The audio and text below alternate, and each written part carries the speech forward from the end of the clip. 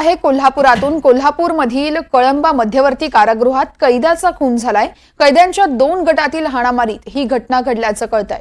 तर खुनाची घटना घडली असून कारागृहातील बेशिस्ती आता पुन्हा एकदा समोर आली आहे। तर जुना राजवाडा पोलिसांकडून कारागृहात खुनाच्या घटनेचा पंचनामा देखील सुरू आहे। कोल्हापुरातील एक महत्त्वाची घटना म्हणावी लागेल। कळंबा मध्यवर्ती कारागृहात कैद्याचा खून झालाय। कैद्याच्या 2 गटातील मारामारीत ही घटना घडली आहे। तर खुनाची घटना ही कारागृहातील बेशिस्ती खरं तर या घटनेमुळे पुन्हा एकदा चव्हाट्यावर आली आहे। जुना राजवाडा पोलिसांकडून सध्या कारागृहात खुनाच्या घटनेचा पंचनामा केला जातो।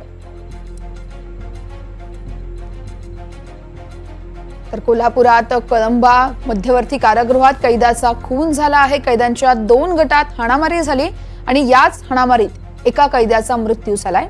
त्यामुळे याच घटनेनंतर आता पुन्हा एकदा कारागृहातील प्रशासनावरती प्रश्नचिन्ह उपस्थित केलं जात आहे। कारागृहातील बेशिस्ती पुन्हा एकदा चव्हाट्यावर आली आहे। जुना राजवाडा पोलिसांकडून कारागृहात खुनाच्या घटनेचा सध्या पंचनामा देखील केला जातोय। कोल्हापुरातील कळंबा मध्यवर्ती कारागृहात हा संपूर्ण प्रकार घडलाय। या संदर्भात अधिक माहिती जाणून घेऊयात। आमचे प्रतिनिधी विशाल पुजारी आपल्यासोबत फोन लाईनवरून जोडले जात आहेत। विशाल, नेमकं काय घडलंय? कळंबा मध्यवर्ती कारागृहात कैद्याचा खून झालाय। नक्कीच वर्षा, आज सकाळी कळंबा कारागृहात कैद्यांच्या मारहाणीत एका कैद्याचा मृत्यू झाला।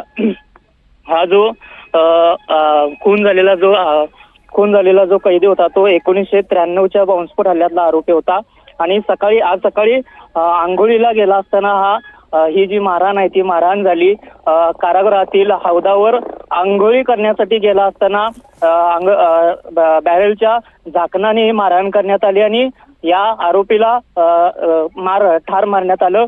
या खून झालेल्या आरोपीवर याआधी बॉम्बस्फोट हल्ल्यात 1993च्या बॉम्बस्फोट हल्ल्यातील हा मुख्य आरोपी आहे आणि न्यायालयातील बंदी आरोपी प्रतीक उर्फ पिल्या सुरेश पाटील, दीपक नेताजी खोत, संदीप शंकर चव्हाण, ऋतुराज विनायक इनामदार, सौरभ सिद्ध अशा 5 या आरोपींनी या कैद्याला मारले। ड्रेनेजवरील लोखंडी झाकणानं या आरोपीला मारण्यात आलं आणि ठार केल्यानंतर कळंबा कारागृहातील या कोणानंतर मोठी खळबळ उडालेली आहे। कोल्हापूर जिल्ह्यातली आज सकाळची सगळ्यात मोठी बातमी आहे। गेल्या अनेक दिवसांपासून कळंबा कारागृहातला हा जो प्रशासनाचा उघड कारभार आहे तो समोर येतोय। गेल्या अनेक दिवसांपासून मोबाईल सापडत आहेत।